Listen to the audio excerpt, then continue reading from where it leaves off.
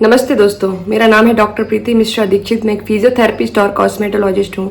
मैं अपने इस चैनल में फिजियोथेरेपी और कॉस्मेटोलॉजिस्ट से रिलेटेड वीडियोस लाती हूँ। उसके अलावा मैं बीमारियों के बारे में जानकारी लोगों को अवेयरनेस के लिए देती हूँ ताकि वो बीमारियों की जानकारी रखें और उसके उपाय क्या क्या हैं वो जानकारी उनके पास हो। तो आज मैं अपने इस वीडियो में बात करूँगी माइग्रेन के बारे में। तो माइग्रेन एक बहुत ही इंटेंस पेन है, हेडेक है, जो एक नॉर्मल हेडेक नहीं है, जो कि एक न्यूरोलॉजिकल क्रोनिक कंडीशन है हमारी ब्रेन के अंदर से, जो कि हमारे को हेडेक देती है और बहुत ज़्यादा पेनफुल होता है ये हेडेक। जिनको हेडेक है उनकी पूरी डे, जब ये पेन होता है, पूरा डे डिस्टर्ब हो जाता है, पूरा वर्क डिस्टर्ब हो जाता है, उनकी लाइफस्टाइल बहुत डिस्टर्ब होती है, उनकी जॉब भी डिस्टर्ब होती है। तो ये जो पेन है माइग्रेन, ये बहुत ज़्यादा डिस्टर्ब करता है। एक आम आदमी का जो रूटीन है डेली वर्क, वो तक डिस्टर्ब कर देता है ये।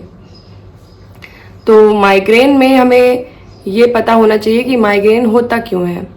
तो जो माइग्रेन है वो उसके होने के 4 कारण मोस्टली हैं। वैसे तो माइग्रेन का कोई भी एक निश्चित कारण नहीं पता लगाया जा सका है कि माइग्रेन होता क्यों है, लेकिन इसके जो 4 फैक्टर हैं वो ये हैं कि जैसे कि आपका इन्वायरमेंट हो गया, कि आपके आसपास ऐसी चीज़ें हैं जो आपके माइग्रेन को बढ़ावा देने में मदद करती हैं।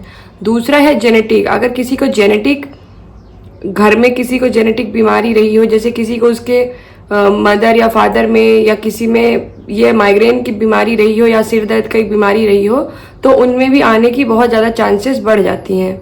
उसके बाद एक हार्मोन होता है सेरोटोनिन हार्मोन्स, जो हार्मोन्स हैप्पीनेस और इमोशंस के लिए जिम्मेदार होता है। तो उसमें जब कुछ गड़बड़ी आ जाती है तो भी माइग्रेन का दर्द या माइग्रेन का प्रॉब्लम हमें होता है।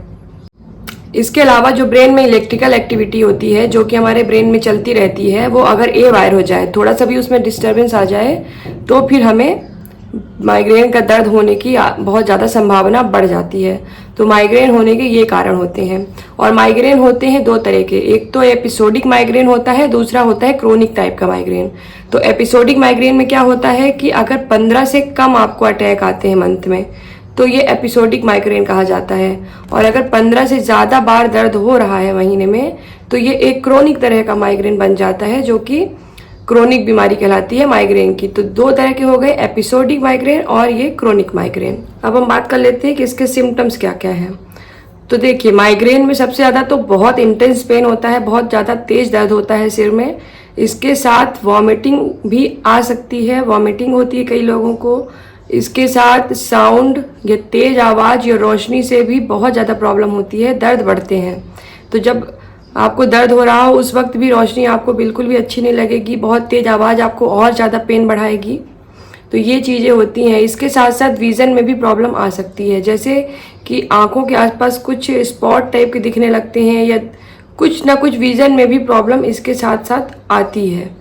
तो पहला तो इसका मेन सिम्टम है माइग्रेन का कि आपको बहुत तेज सिर में दर्द होता है। उसके साथ साथ ये एसोसिएट सिम्टम्स हैं जो इसके साथ आते हैं। तो ये तो चक्कर आना भी थोड़ा थोड़ा इसमें लोगों को फील होता है कि सर घूमता रहता है और चक्कर आते रहते हैं। तो ये हो गए इसके सिम्टम्स। इसके साथ साथ माइग्रेन के ट्रिगर्स होते हैं, जो कि जान लेना बहुत ज़रूरी है, क्योंकि अलग अलग व्यक्ति में अलग अलग तरह के ट्रिगर्स होते हैं जो आपके माइग्रेन के दर्द को बढ़ा देते हैं। तो पहला है कि आपने स्किप किया हो अगर मील, अगर आपने मील स्किप कर दिया है, सुबह से आप काम पे लग गए, आपने ब्रेकफास्ट मिस कर दिया, तो आपको माइग्रेन का पेन ट्रिगर हो सकता है। उसके साथ साथ अगर आपने एक्सरसाइज की, बहुत ज़्यादा इंटेंस एक्सरसाइज कर ली है, उसकी वजह से भी माइग्रेन ट्रिगर हो सकता है। अगर आपने डिहाइड्रेशन हो गया है, आपको पानी या मील जो आपका लिक्विड फ्लूइड है वो अगर इंटेक कम हो गया है, तो भी माइग्रेन आपको ट्रिगर कर सकता है। तो आपको ट्रिगर्स को पहचानना बहुत ज़्यादा ज़रूरी है कि आपके लिए कौन सा ट्रिगर है। इसके अलावा जैसे कि आप तेज़ साउंड और तेज़ लाइट की वजह से भी किसी किसी को पेन ट्रिगर हो जाता है। तो ये ट्रिगर्स होते हैं। तेज़ स्मेल होना, तेज़ परफ्यूम की स्मेल, या परफ्यूम यूज़ करना भी बंद कर देते हैं लोग माइग्रेन में। तो ये ट्रिगर्स करते हैं आपके माइग्रेन को। धूप में जाते हैं कुछ लोग, तो धूप में भी माइग्रेन ट्रिगर हो जाता है। अगर आपका बहुत ज़्यादा किसी डेली रूटीन में आपका एक्सर्शन बहुत ज़्यादा हो गया है, तो भी माइग्रेन आपका ट्रिगर हो जाता है। तो इसके ट्रिगर्स होते हैं जिससे दर्द बढ़ता है और दर्द का एपिसोड आता है बार बार। तो ट्रिगर्स को पहचानना और उसको प्रिवेंट करना बहुत ज़्यादा ज़रूरी हो जाता है। देखिए, कुछ हार्मोनल चेंजेस की वजह से भी महिलाओं में जैसे कि प्रोजेस्टेरॉन और रेजेस्टेरॉन का लेवल जब ऊपर नीचे होता है तो भी माइग्रेन का पेन बहुत ट्रिगर करता है। जैसे कि प्रेगनेंसी में भी महिलाओं को ये माइग्रेन का एपिसोड जो है और ये बढ़ जाता है दर्द माइग्रेन का। इसके अलावा मेनोपॉज में भी इसका पेन का एपिसोड और पेन होना माइग्रेन का ये ट्रिगर कर देता है। और जो 75% महिलाओं में जब पीरियड्स के आसपास भी माइग्रेन का दर्द जो होता है वो जरूर ऐसा देखा गया है कि वो बढ़ता है। तो ये हार्मोनल भी फैक्टर्स होते हैं जो कि इसमें माइग्रेन को ट्रिगर करने में बहुत ज़्यादा हेल्प कर देते हैं। इसके अलावा कुछ हार्मोनल जो मेडिसिन होती है जैसे बर्थ कंट्रोल के लिए यूज़ की जाती है या किसी थेरेपी में यूज़ की जाती है, हार्मोन थेरेपी दी जाती है, उसकी वजह से भी अब माइग्रेन ट्रिगर होने की संभावना रहती है।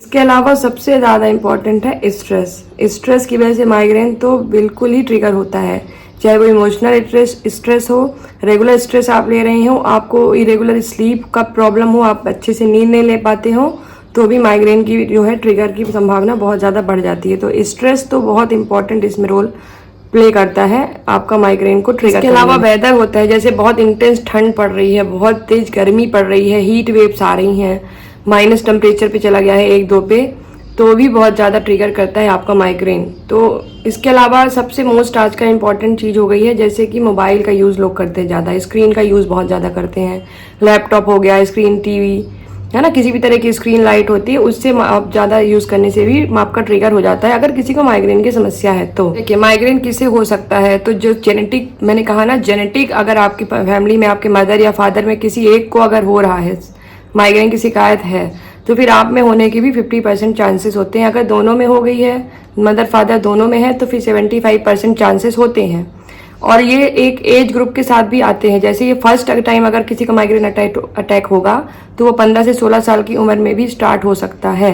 महिलाओं में ये ज़्यादा देखा जाता है, महिलाओं में स्ट्रेसफुल लाइफ होने की वजह से और महिलाओं में ये हार्मोनल चेंजेस की वजह से ज़्यादा देखने को मिलती है। तो ये चीज़ें हैं। और छोटे बच्चों में जो मेल बच्चे होते हैं उनको होने में संभावना ज़्यादा होती है। तो इसलिए किसी भी एज ग्रुप में हो सकता है और इसके अटैक्स किसी को भी आ सकते हैं। कुछ इन्वायरमेंटल फैक्टर जो मैंने बताया आपको ट्रिगर्स होते हैं जो इसमें रोल अदा करते हैं। इसके अलावा इसका ट्रीटमेंट क्या है, तो पहला तो मेडिसिन होता है, फर्स्ट पेन किलर मेडिसिन ही है। जैसे आपको अगर अटैक आया है और आप मेडिसिन ले लीजिए, आपका अटैक को अगर ये दबा देती है तो ये बहुत अच्छा है, वरना ये वर्ड्स बहुत ज़्यादा ख़राब हो जाता है और यही 2-3 दिन तक में दर्द रहता है। इसके अलावा मूड में चेंजेस हो जाते हैं, बिहेवियर चेंजेस हो जाते हैं और बहुत सारे प्रॉब्लम्स को लेकर आता है। तो इसके साथ फिर इसके बाद आपको डॉक्टर से कंसल्ट करना बहुत ज़रूरी है। जो प्रिस्क्राइब्ड मेडिसिन होती है वो लेना इसके साथ ट्रीटमेंट बहुत ज़्यादा ज़रूरी हो जाता है। तो इसमें ट्रीटमेंट ऑप्शंस होते हैं, प्रिस्क्राइब्ड मेडिसिन होती है और कुछ डिवाइसेस भी आती हैं जो कि इलेक्ट्रिक सिग्नल्स को आपके कंट्रोल करने के लिए उसको हेल्प करके आपके दर्द को ठीक करती हैं। और आप अपने लाइफस्टाइल चेंज करके और कुछ थेरेपीज लेके, बिहेवियर थेरेपी होती है और ये सब करने के बाद आपके जो माइग्रेन के अटैक है वो 50% तक 60-70% तक कम किए जा सकते हैं। इसका मतलब ये नहीं है कि आपका माइग्रेन पूरी तरह से ठीक हो सकता है, आप इसे कंट्रोल में रख के और अपनी लाइफ को अच्छी बढ़िया बना सकते हैं। तो ये होता है माइग्रेन में कि आप माइग्रेन को इस तरह से कंट्रोल करके एक डिजीज़ को, ये एक तरह का न्यूरोलॉजिकल कंडीशन है जो लंबे समय तक चलता है और इसमें चेंजेस ऐसे ऐसे आते हैं जो मैंने आपको सारे बताए हैं। इसको कंट्रोल किया जा सकता है, पूरी तरह से ठीक करना तो मेरे हिसाब से अभी मेडिकल में इसका कोई ऐसा ट्रीटमेंट नहीं है कि जो पूरी तरह से ठीक कर दे। आपको कभी ना कभी इसके अटैक्स आपको आते रहेंगे, पर आप इसको चेंजेस करके मेडिसिन डिवाइस की वजह से आप इसको कम कर सकते हैं और अच्छी लाइफ जी सकते हैं। तो अगर आपको मेरा वीडियो ये अच्छा लगा, इन्फॉर्मेटिव लगा हो तो प्लीज़ मेरे चैनल को सब्सक्राइब जरूर कर लीजिए। अपने फ्रेंड्स के साथ ये वीडियो को जरूर शेयर करिएगा जिनको माइग्रेन की प्रॉब्लम है और अवेयरनेस जरूर फैलाइएगा। Like my video and thank you.